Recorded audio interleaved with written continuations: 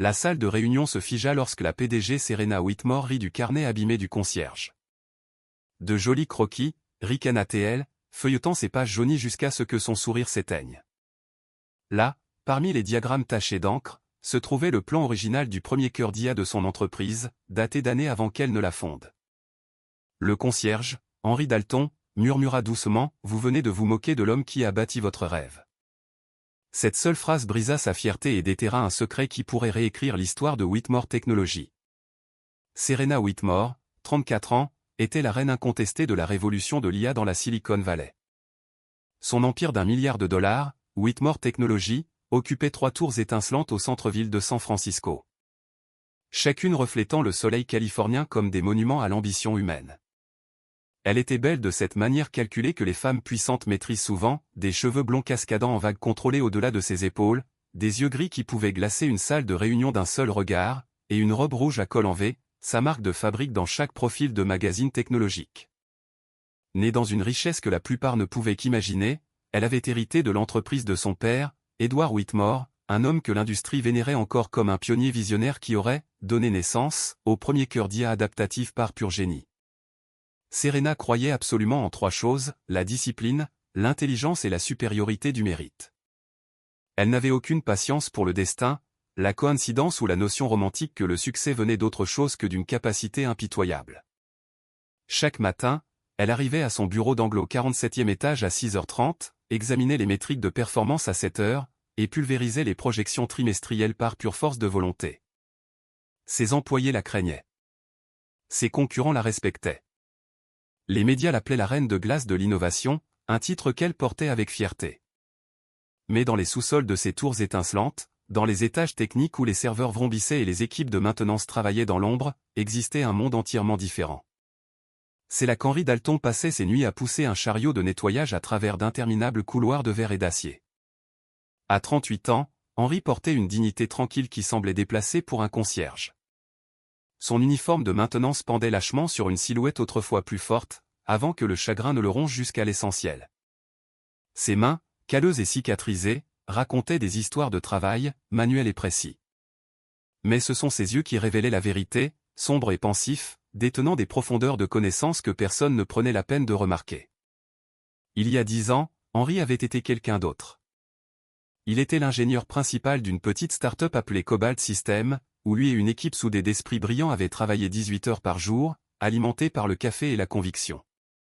Il développait quelque chose de révolutionnaire, un système d'IA adaptatif capable d'apprendre le contexte émotionnel humain, pas seulement de traiter des données. Il l'avait appelé leur œuvre de vie. Ils étaient si près de tout changer. Puis Edward Whitmore était arrivé avec une offre d'acquisition qui semblait généreuse jusqu'à ce que les avocats en aient fini avec. Les brevets furent transférés, les NDA signés, l'équipe dissoute.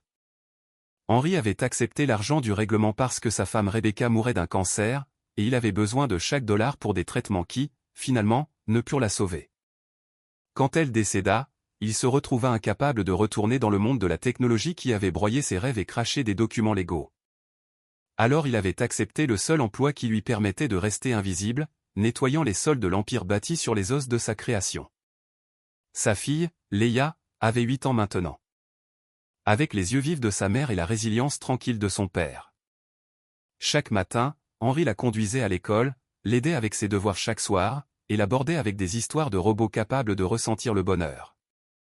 Elle était son monde entier, la seule chose qui le maintenait en mouvement à travers le chagrin et l'injustice.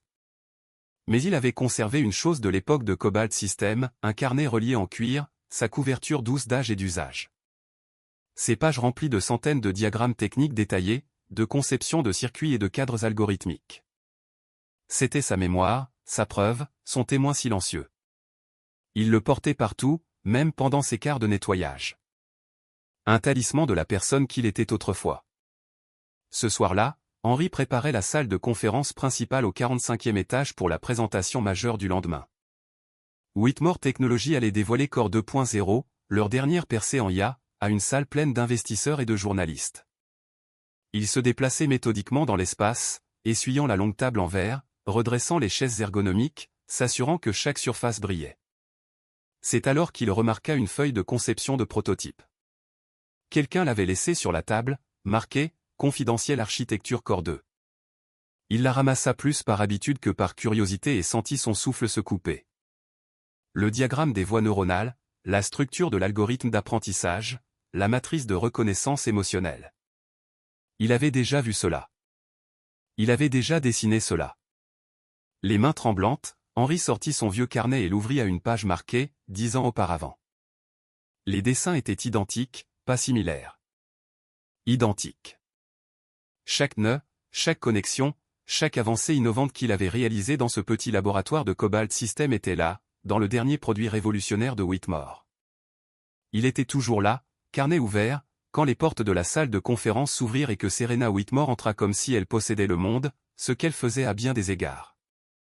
Elle s'arrêta quand elle le vit, l'irritation traversant son visage parfaitement composé.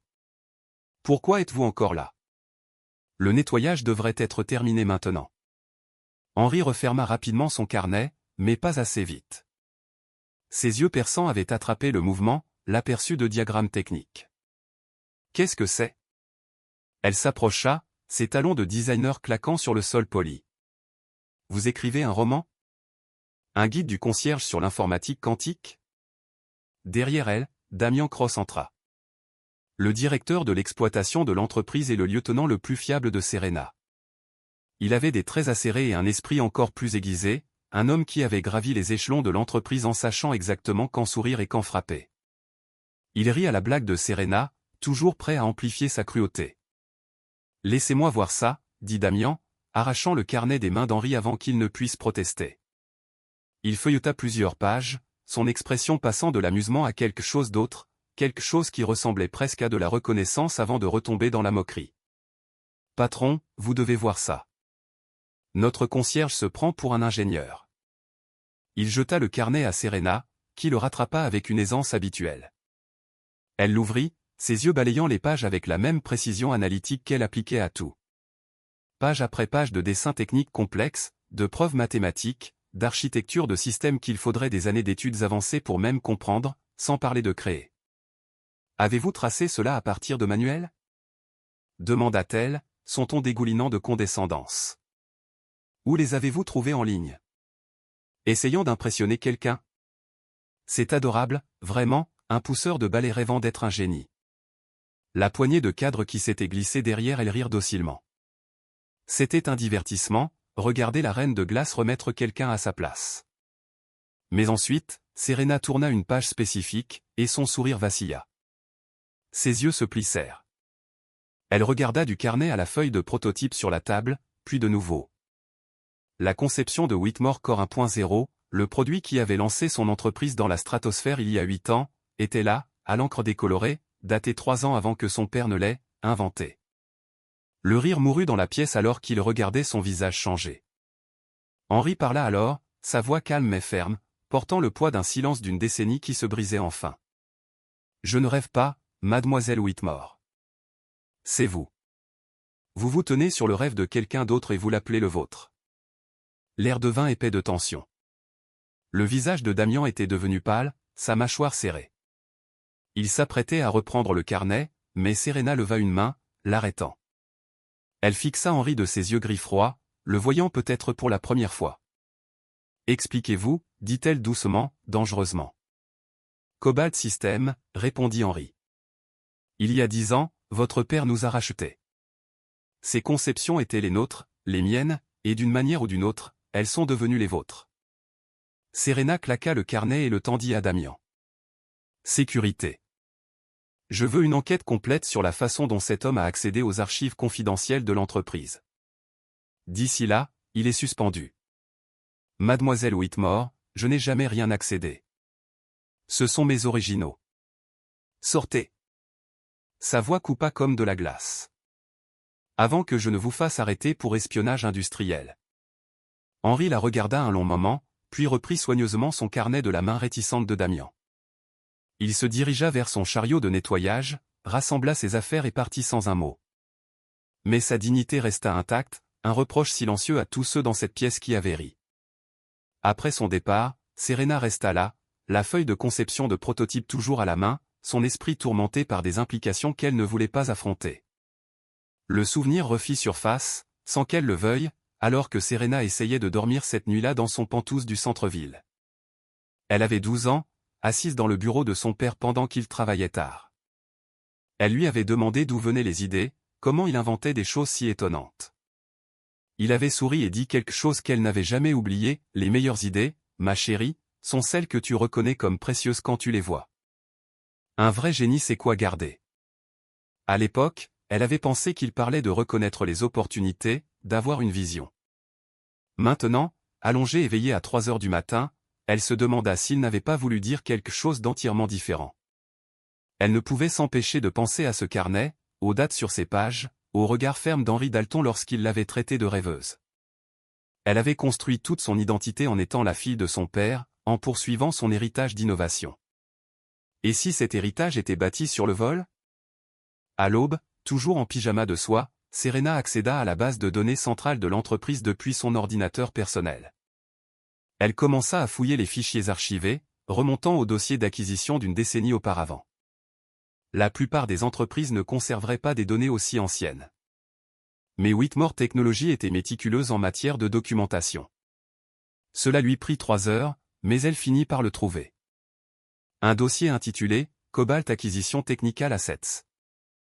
À l'intérieur se trouvaient des centaines de fichiers, la plupart des documents d'ingénierie, des conceptions de prototypes, des notes de recherche, et là, enfouie dans un sous-dossier marqué « Équipe d'ingénierie, archivé », elle trouva un fichier nommé HD01. Ses mains tremblèrent légèrement en l'ouvrant. Le fichier contenait une spécification technique complète pour quelque chose appelé « cœur adaptatif », daté d'il y a 11 ans. Les métadonnées de l'auteur étaient toujours intégrées dans les propriétés du document. Henri Dalton, ingénieur principal, Cobalt Systems. Serena lut tout le document. Son expertise lui permit de comprendre exactement ce qu'elle voyait. Ce n'était pas seulement similaire à Whitmore Core 1.0. C'était son fondement, son plan directeur, son cœur battant. Chaque caractéristique innovante que son entreprise avait revendiquée comme des percées révolutionnaires avait été détaillée par un homme qui nettoyait maintenant ses sols. Elle consulta d'autres fichiers. Des demandes de brevets de Cobalt Systems transférées à la propriété de Whitmore. Des accords de non-divulgation signés par 6 ingénieurs, dont Henri Dalton, avec la signature d'Edward Whitmore sur chaque page en tant que partie acquéreuse. Des paiements de règlement effectués à chaque ingénieur. Des sommes modestes qui semblaient maintenant presque insultantes compte tenu de la valeur générée par leur travail. Et là, dans un mémo daté quelques semaines avant la clôture de l'acquisition, elle trouva un email de Damian Cross, qui était l'assistant technique de son père à l'époque. Tous les ingénieurs Cobalt ont signé les NDA. Les documents originaux sont sécurisés. HD était réticent, mais a signé en raison de circonstances personnelles. Recommandé de restreindre la documentation technique à l'accès exécutif uniquement. Serena se rassit sur sa chaise, sentant les fondations de son monde vaciller sous elle. Son père n'avait pas inventé l'IA adaptative. Il l'avait achetée, enterré ses créateurs sous des documents légaux, et l'avait revendiquée comme la sienne. Et elle avait passé 8 ans à bâtir un empire sur ce mensonge, sans jamais savoir, sans jamais remettre en question. Le pire, c'était la fierté qu'elle avait ressentie. Les discours qu'elle avait prononcés sur l'innovation, sur le mérite, sur le succès mérité. Elle avait dédaigné tout ce qu'elle jugeait moins capable, moins motivé, moins intelligent. Et pendant tout ce temps, l'homme qui avait réellement créé la technologie sur laquelle elle avait bâti sa réputation lui était invisible. Poussant un balai dans ses couloirs. Elle appela son assistante à 7 heures du matin, la voix tendue, obtenez le dossier d'employé d'Henri Dalton. J'ai besoin de son adresse et bloquer mon emploi du temps pour la journée. Je prends du temps personnel. À 8 heures, elle était vêtue d'un jean et d'un simple pull. Traversant la ville dans sa Tesla, s'éloignant des tours étincelantes du centre-ville vers un quartier où les gens travaillaient 2 emplois pour payer leur loyer, elle trouva l'appartement d'Henri dans un modeste immeuble de 4 étages avec de la peinture défraîchie et des fenêtres étroites. 3e étage, unité 12. Elle frappa, son cœur battant comme jamais il ne le faisait dans les salles de réunion ou les rencontres d'investisseurs. Henri ouvrit, son expression passant de la surprise à une neutralité gardée quand il vit qui c'était. Il portait un jean et un vieux t-shirt Stanford, probablement de ses jours d'ingénieur. Derrière lui, elle pouvait voir un petit appartement soigné avec des dessins d'enfants scotchés au mur. « Mademoiselle Whitmore, dit-il d'une voix égale. Si vous êtes ici pour me signifier une poursuite, vous auriez pu l'envoyer par la poste. Je ne suis pas, elle s'arrêta, incertaine de la façon de procéder. Toute sa présence exécutive, son autorité imposante lui semblait inutile ici. J'ai besoin de vous parler. Puis-je entrer? Il l'étudia un long moment, puis s'écarta. Leia est à l'école. Vous avez jusqu'à ce qu'elle rentre. L'appartement était petit mais rempli de touches soignées. Des livres organisés par couleur. Une petite cuisine avec des herbes aromatiques sur le rebord de la fenêtre. Un plan de travail couvert des projets artistiques de Leia. Sur une étagère, elle remarqua des photos d'une femme aux yeux doux tenant un bébé. La femme d'Henry, réalisa T.L.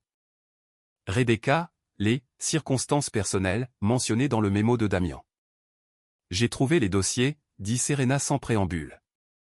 Les dossiers d'acquisition, vos conceptions originales, les NDA, tout cela. Henry se dirigea vers la kitchenette et commença à faire du café, ses mouvements précis et contrôlés. Et j'ai besoin de savoir la vérité. Que s'est-il réellement passé avec Cobalt System? Il resta silencieux un long moment, mesurant le café moulu, remplissant la machine d'eau. Quand il parla enfin, sa voix était distante, comme s'il racontait l'histoire de quelqu'un d'autre. Nous étions 7 personnes dans un entrepôt converti à Auckland. Des gens brillants qui croyaient que la technologie devait servir l'humanité, et non la remplacer. Nous avons travaillé pendant 3 ans sur le cœur adaptatif, dormant sur des canapés, épuisant nos cartes de crédit, convaincus que nous allions changer le monde. Il fit une pause, regardant le café couler. Puis votre père est venu avec son offre. Racheter toute l'entreprise. Nous garder comme consultants. Mettre notre vision sur le marché avec les ressources adéquates. Mais ce n'est pas ce qui s'est passé, dit Serena doucement. Non. Les contrats étaient denses, pleins de langage juridique que nous ne comprenions pas entièrement. Nous avons tout cédé. Brevets, conception, même notre droit de discuter de notre propre travail. Votre père a dit que c'était une protection standard de la propriété intellectuelle. Au moment où nous avons réalisé ce que nous avions réellement accepté, il était trop tard. L'entreprise a été dissoute. La plupart de mon équipe s'est dispersée vers d'autres emplois, liés par des NDA qui les empêchaient même de mentionner ce qu'ils avaient créé. Pourquoi avez-vous signé si vous saviez que c'était mal? Henry versa 2 tasses de café, lui en tendit une. Rebecca était au stade 3 quand l'offre est arrivée. J'avais besoin d'argent pour des traitements expérimentaux. L'avocat de votre père le savait. Il s'est assuré que je comprenne que le règlement couvrirait ses factures médicales. Qu'auriez-vous fait? Serena n'avait pas de réponse. Elle n'avait jamais été confrontée à un choix comme celui-là. Jamais eu à peser le travail de sa vie contre quelqu'un qu'elle aimait. Elle sirota le café, qui était meilleur que celui que son assistante exécutive lui apportait chaque matin. Je suis désolée, dit-elle finalement. Pour hier, pour ne pas vous avoir vu, pour tout. Êtes-vous désolé parce que vous me croyez, ou parce que vous craignez que je ne rende cela public? Elle tressaillit à la franchise de la question. Ne peut-il pas s'agir des deux? Ne puis-je pas être horrifié par ce que mon père a fait et aussi terrifié par ce que cela signifie pour mon entreprise? Au moins, vous êtes honnête. Henry s'assit en face d'elle à la petite table. Votre père n'était pas maléfique, mademoiselle Whitmore. Il était ambitieux. Il a vu quelque chose de précieux et l'a pris. Dans la Silicon Valley, ils appellent cela une vision. C'est du vol, oui, mais c'est aussi comme cela que les empires sont construits. Il la regarda fixement. La question est, quel genre d'empire voulez-vous diriger? Avant qu'elle ne puisse répondre, son téléphone vibra avec un message urgent de son assistante exécutive. Damian demande une réunion d'urgence, dit que c'est critique. Elle montra le message à Henry. Il le lut et secoua la tête. Cet homme est plus inquiet que vous. Vous devriez vous demander pourquoi. Alors que Serena retournait au bureau, son esprit brassait les possibilités, chacune plus sombre que la précédente. Damian avait été l'assistant de son père lors de l'acquisition de Cobalt. Il avait écrit le mémo sur la sécurisation des documents. Il avait été le premier à se moquer du carnet d'Henry hier et le premier à le saisir. Et maintenant, il voulait une réunion d'urgence. Elle se rendit directement à son bureau, contournant les tentatives de son assistante de la briefer. Damian était au téléphone quand elle entra, mais il raccrocha rapidement en voyant son visage. Serena, Dieu merci, nous avons une situation. Ce concierge, Dalton, il a accédé à des fichiers restreints. Je suis en train de récupérer les journaux maintenant. Nous pourrions avoir besoin d'impliquer le FBI pour violation de la cybersécurité. Arrêtez. Elle ferma la porte derrière elle. Quand exactement a-t-il accédé à ces fichiers? Les journaux montrent une activité de ses identifiants de maintenance hier soir. Damian, je l'ai suspendu hier soir. Comment aurait-il pu accéder à quoi que ce soit après cela? Un éclair de quelque chose traversa le visage de Damian, trop rapide pour être identifié. Peut-être avant que la suspension ne prenne effet. Le système a parfois un décalage.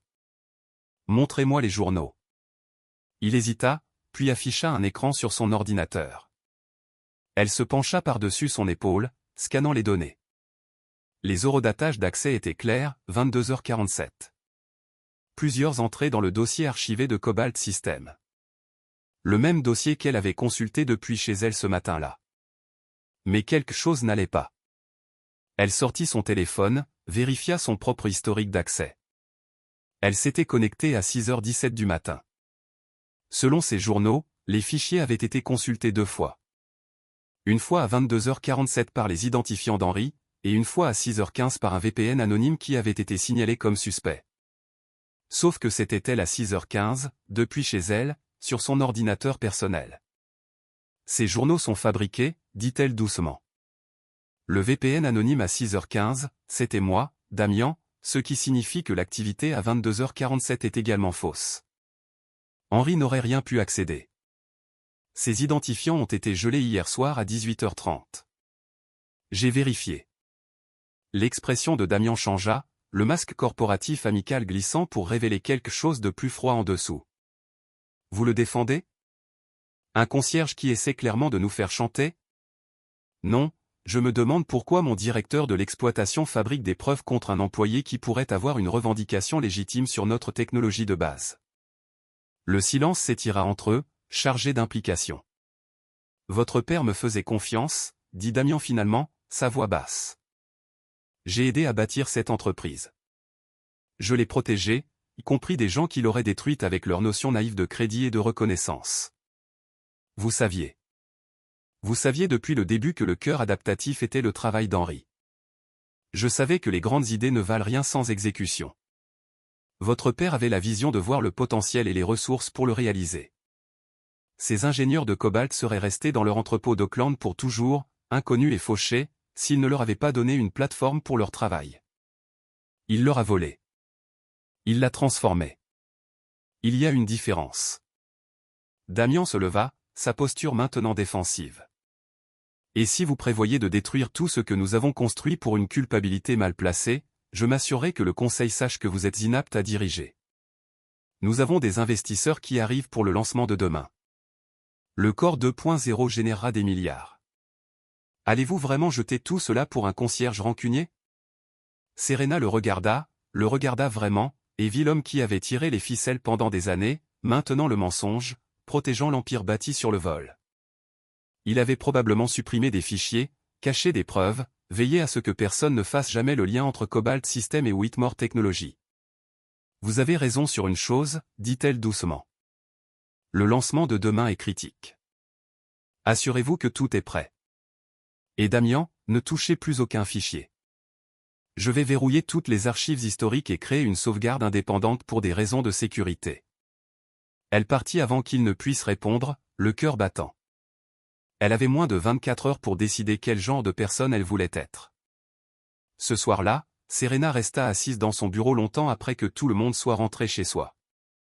Le skyline de San Francisco scintillait à travers ses baies vitrées, un témoignage de tout ce qu'elle avait accompli, ou de tout ce qu'elle pensait avoir accompli. Elle ouvrit le système de sauvegarde cloud, celui qu'elle avait configuré il y a des années comme assurance personnelle, séparé des serveurs principaux de l'entreprise. Chaque fichier auquel elle avait accédé était automatiquement sauvegardé sur son stockage privé crypté, y compris chaque document des archives de Cobalt System. Elle ouvrit de nouveau le fichier HD01, relisant la vision originale d'Henry pour l'IA adaptative. Il y avait une section vers la fin, une sorte de manifeste que son père n'avait jamais inclus dans les spécifications finales du produit, que la technologie serve l'humanité, ne la remplace pas. Qu'elle amplifie notre capacité de compassion, ne s'y substitue pas. Qu'elle se souvienne que derrière chaque ligne de code se trouve un cœur humain espérant une connexion. Son père avait pris le code et laissé le cœur derrière. Il avait bâti un empire sur l'innovation et oublié l'innovateur. Et elle avait hérité de cet empire sans en questionner les fondations. Serena prit sa décision alors, assise dans sa chaise coûteuse dans son bureau d'angle, entourée de récompenses et de reconnaissances qui semblaient soudain vides. Elle ouvrit son ordinateur portable et commença à écrire. Pas une note juridique, pas un mémo d'entreprise, mais un discours. À minuit, elle retourna à l'appartement d'Henri. Il ouvrit la porte en pantalon de survêtement et t-shirt usé, ayant clairement été endormi. Sa fille apparut derrière lui, petite et curieuse avec des cheveux foncés et des tresses en désordre. « Papa a des problèmes ?» demanda Leia, sa voix petite. Serena s'accroupit au niveau de la fille. « Non, ma chérie. Ton papa est tout le contraire d'avoir des problèmes. C'est un héros. J'avais juste besoin qu'il le sache. » Elle regarda Henri. « Demain, c'est le lancement du Core 2.0. Conférence de presse à 10 heures. Couverture médiatique complète. Je vais tout leur dire. La vérité sur Cobalt System, sur mon père, sur vous. Je vais arranger les choses. » L'expression d'Henri était illisible. « Cela détruira votre entreprise. Peut-être. Ou peut-être la transformera-t-il en quelque chose qui mérite d'être conservé. » Serena, mademoiselle Whitmore, corrigea-t-elle automatiquement, puis sourit. « En fait, non. Appelez-moi Serena. Je pense que je me suis trop longtemps caché derrière des titres. » Elle lui tendit un dossier. « Ce sont les contrats originaux de l'acquisition de Cobalt. J'ai demandé au service juridique de les récupérer. Il y a une clause à la page 47, si une propriété intellectuelle acquise s'avère avoir été incorrectement créditée, les droits reviennent au créateur original en attendant la restitution. Je ne veux pas d'argent, dit Henri doucement. Je sais, mais vous le méritez. Plus important encore, vous méritez que la vérité soit dite. Votre équipe mérite que leur nom figure dans les livres d'histoire, et je mérite de diriger une entreprise bâtie sur l'honnêteté, même si cela signifie d'abord abattre les jolis mensonges. » Leia tira sur la main de son père. « Papa, c'est la dame qui a été méchante avec toi ?» ?»« Oui, Leia. » La petite fille regarda Serena avec des yeux sérieux. « Tu vas t'excuser ? » ?»« Oui, à ton papa et à tous ceux avec qui il a travaillé, et à tous ceux qui ont cru à l'histoire que j'ai racontée sur mon entreprise. » Serena sentit des larmes menacées, inconnues et inconfortables. « Je suis vraiment désolé. » Leia y réfléchit, puis hocha la tête. « Papa dit que les gens qui s'excusent et qui le pensent sont courageux. Ton papa est un homme intelligent. » Le lendemain matin, l'auditorium de Whitmore Technology était rempli de journalistes, d'investisseurs et d'analystes de l'industrie. La scène était prête pour le dévoilement du Core 2.0, avec un éclairage dramatique et un écran massif affichant le logo de l'entreprise. Damian Cross se tenait dans les coulisses, confiant et élégant, prêt à présenter la percée qui cimenterait la domination de Whitmore pour une autre décennie. Serena arriva 15 minutes avant l'heure prévue. Portant non pas sa robe rouge emblématique, mais un simple tailleur bleu marine. Elle portait une clé USB dans sa poche et de la clarté dans son cœur. « Prête à faire l'histoire ?» demanda Damian, son sourire aiguisé. « Oui, dit-elle. Juste pas l'histoire à laquelle vous vous attendez. » Avant qu'il ne puisse remettre cela en question, elle monta sur scène. Les lumières s'allumèrent. La foule se tut, les caméras se focalisèrent. C'était le moment dont rêvait tout PDG de la tech. Toute l'industrie regardait, attendant d'être émerveillée. « Bonjour », commença Serena, sa voix portant à travers l'auditorium avec l'autorité d'années de prise de parole en public. « Merci d'être venu à ce que nous avions promis être le lancement de Whitmore Core 2.0, et ce le sera. Mais d'abord, je dois vous raconter une autre histoire. Une histoire vraie. » Elle cliqua sur la première diapositive. Au lieu du logo Core 2.0. L'écran montra une photo de cette personne dans un petit entrepôt, jeune et pleine d'espoir, debout autour d'équipements informatiques. C'est Cobalt System, il y a environ 10 ans. Cet ingénieur qui ont développé quelque chose de révolutionnaire, un système d'IA capable d'apprendre le contexte émotionnel humain. Ils l'ont appelé cœur adaptatif. L'auditoire s'agita, confus par le départ du pitch produit attendu. Cet homme, elle cliqua pour zoomer sur un visage de la photo, et Henri Dalton. Il était l'ingénieur principal. Il a passé 3 ans de sa vie, avec son brillante équipe, à créer quelque chose qui allait changer l'industrie. Et puis mon père a acheté leur entreprise, a enterré leur nom sous des NDA, et a revendiqué leur travail comme sa propre innovation. Des halètements parcoururent la foule. Dans les coulisses, le visage de Damian était devenu blanc. Chaque produit que Whitmore Technology a lancé au cours des 8 dernières années est construit sur la fondation que Henri Dalton et son équipe ont créée. Le Core 1.0 qui nous a rapporté des milliards. Le design d'Henri. Les algorithmes d'apprentissage adaptatif que nous avons brevetés. Le code d'Henri. Les systèmes de reconnaissance émotionnelle que nous avons licenciés. La percée d'Henri. Elle cliqua sur la diapositive suivante, la page originale du carnet d'Henri, celle qui correspondait parfaitement à l'architecture du Core 1.0, avec la date clairement visible. Au cours de la dernière année, Henri Dalton a travaillé comme concierge dans mon immeuble. Je me suis moqué de lui il y a 2 jours parce qu'il portait ce carnet. J'ai qualifié le travail de sa vie de joli croquis. Je l'ai ignoré chaque jour, sans jamais voir l'homme qui a rendu mon succès possible. L'auditorium était maintenant complètement silencieux, tous les yeux rivés sur elle.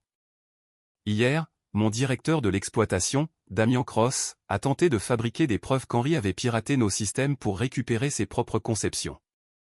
Il a essayé de faire passer le véritable créateur de notre technologie pour un voleur afin de protéger le mensonge que nous vivions.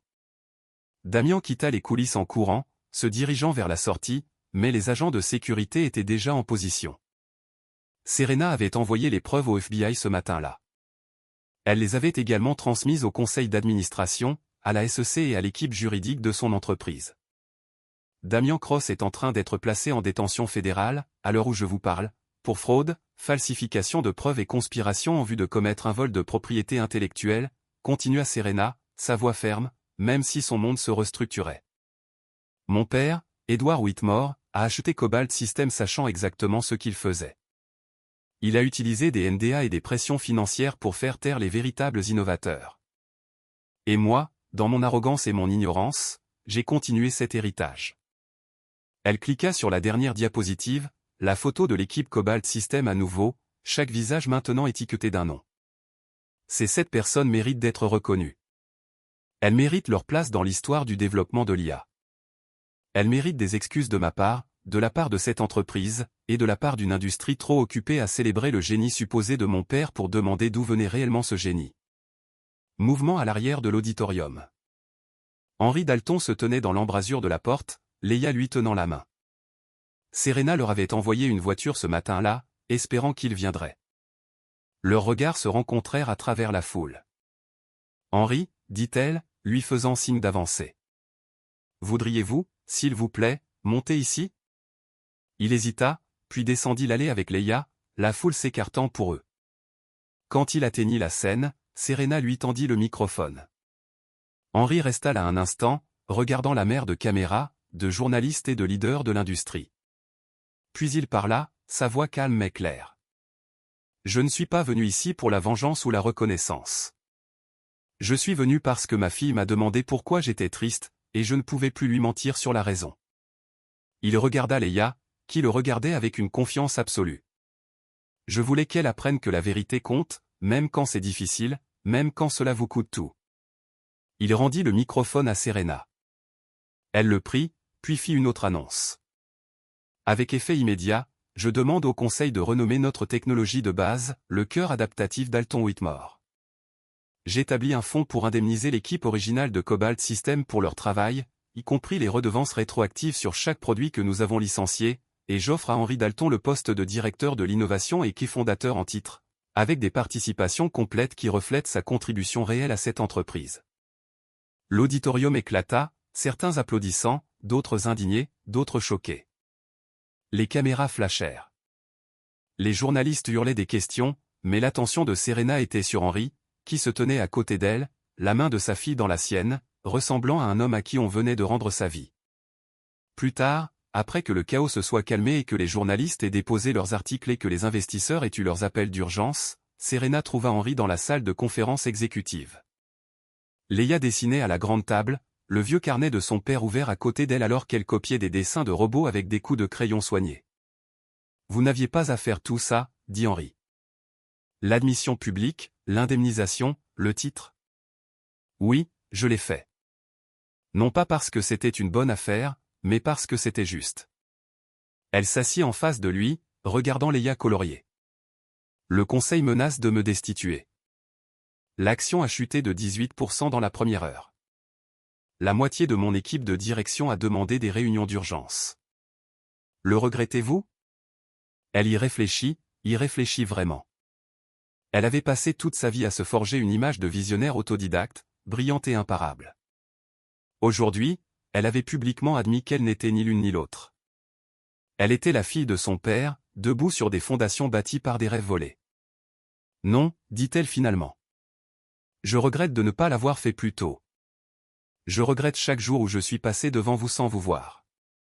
Je regrette d'avoir cru à mes propres communiqués de presse. » Leia leva les yeux de son dessin. Papa dit, désolé n'est que le début. Il faut faire mieux après. Votre fille est très sage, dit Serena à Henry. Elle tient ça de sa mère. Sa voix s'adoucit lorsqu'il mentionna Rebecca. Elle vous aurait aimé. L'avoue que vous choisissez de devenir. Au cours des mois suivants, l'industrie observa la transformation de Whitmore Technology. Certains investisseurs fuirent. D'autres, étonnamment, doublèrent leur mise, intrigués par le récit de rédemption et d'authenticité. Les membres de l'équipe Cobalt Systems, dispersés à travers le pays, se manifestèrent lentement pour réclamer leur reconnaissance et leur compensation. 3 d'entre eux revinrent pour rejoindre Henry dans une nouvelle division d'innovation. Henry accepta le titre de cofondateur, mais négocia le poste de directeur de l'innovation pour en faire celui de conseiller technique principal. Il travaillait 3 jours par semaine dans le laboratoire de recherche, passant les autres jours avec Leia. Serena se retrouva à passer plus souvent que nécessaire au laboratoire. Attirée par l'enthousiasme authentique qui y régnait, si différent de la pression compétitive des étages exécutifs.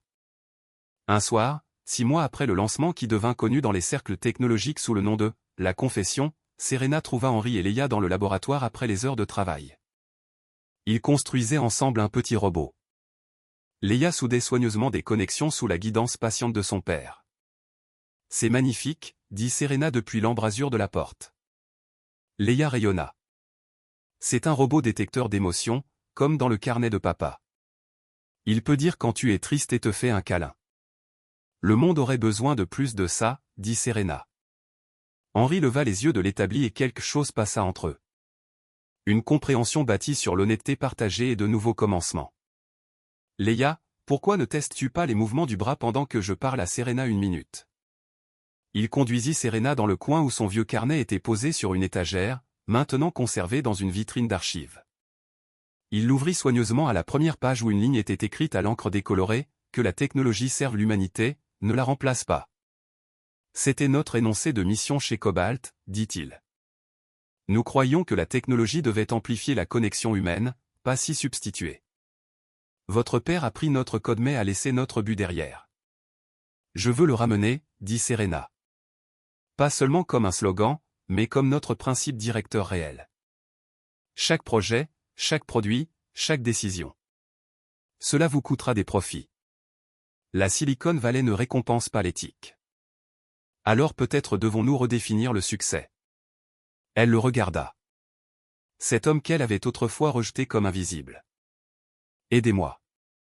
Pas seulement avec la technologie, mais avec la construction de quelque chose qui compte vraiment, quelque chose dont votre fille pourra être fière, quelque chose que Rebecca aurait voulu voir exister dans le monde. Henry resta silencieux un long moment, puis hocha la tête. À une condition, nous le faisons ensemble, pas Whitmore Technology avec Dalton comme vitrine. Un vrai partenariat, une vraie vision partagée, des partenaires égaux. Serena accepta. En innovation, en leadership, elle s'arrêta, soudain incertaine. En tout, acheva Henry doucement. La voix de Leia appela depuis l'autre bout du laboratoire, « Papa, Serena, venez voir. Le robot sait que je suis heureuse. Ils retournèrent ensemble là où une petite figurine mécanique affichait un sourire numérique, répondant au rire ravi de Leia par de doux mouvements. C'était une création simple. Rien de révolutionnaire, mais elle représentait quelque chose de profond. Une technologie construite non pas pour remplacer l'émotion humaine, mais pour la reconnaître et l'honorer. Serena regarda Henry expliquer à sa fille comment fonctionnaient les capteurs d'émotion. Sa patience infinie, sa passion sincère. C'était ce que son père avait essayé d'acheter et n'avait pas réussi à comprendre, que la véritable innovation vient de personnes qui créent non pas pour le profit ou le prestige, mais par un désir de rendre le monde plus humain, plus connecté, plus intègre. Elle avait passé des années à courir après l'héritage de son père, essayant de se montrer digne de son trône. Maintenant, elle construisait quelque chose de différent, quelque chose de mieux. Pas un empire de rêves volés, mais un partenariat de visions partagées.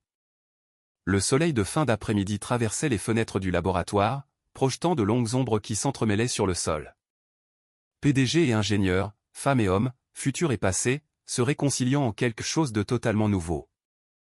Au-dessus d'eux, le nouveau logo de l'entreprise brillait sur le mur, Dalton Whitmore, une technologie qui sert. Ce n'était pas parfait. Il y avait toujours des investisseurs en colère, des journalistes sceptiques, des concurrents désireux d'exploiter leur moment de vulnérabilité. Mais pour la première fois de sa vie, Serena avait l'impression de construire quelque chose de réel, quelque chose qui ne s'effondrerait pas si on l'examinait de trop près. « Merci », dit-elle doucement à Henry. Il comprit qu'elle ne le remerciait pas seulement pour la technologie ou le pardon ou le partenariat. Elle le remerciait pour le miroir qu'il lui avait tendu, pour l'avoir forcé à voir la vérité sous la surface brillante de sa vie. « Merci », répondit-il, d'avoir été assez courageuse pour changer. Leia les regarda tous les deux, son petit visage sérieux. « Vous allez faire des robots qui aident les gens pour toujours ?»« Oui », dirent Serena et Henry ensemble. « Bien », déclara Leia, retournant à sa soudure.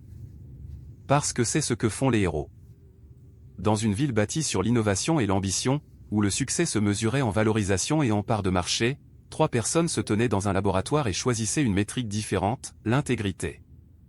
C'était une révolution tranquille, facilement négligée par ceux qui mesuraient le progrès en bénéfices trimestriels. Mais c'était une révolution néanmoins, bâtie sur la notion simple et radicale que les gens qui créent de la valeur méritent d'être reconnus, que la vérité compte plus que le confort, et qu'il n'est jamais trop tard pour choisir qui l'on veut devenir. Le carnet du concierge, autrefois moqué et rejeté, était maintenant dans une vitrine d'archives comme un rappel de tout ce pourquoi il fallait se battre. Ces pages jaunies contenaient plus que des diagrammes techniques. Elles contenaient le plan directeur non seulement des cœurs d'IA, mais aussi de la rédemption, du partenariat, du long et difficile travail de réparation. Et dans ce laboratoire, alors que le soir s'assombrissait en nuit, et qu'un petit robot apprenait à reconnaître la joie, 3 personnes travaillaient ensemble pour prouver que parfois, la technologie la plus avancée de toutes est la simple décence humaine. Finalement remise à sa juste place.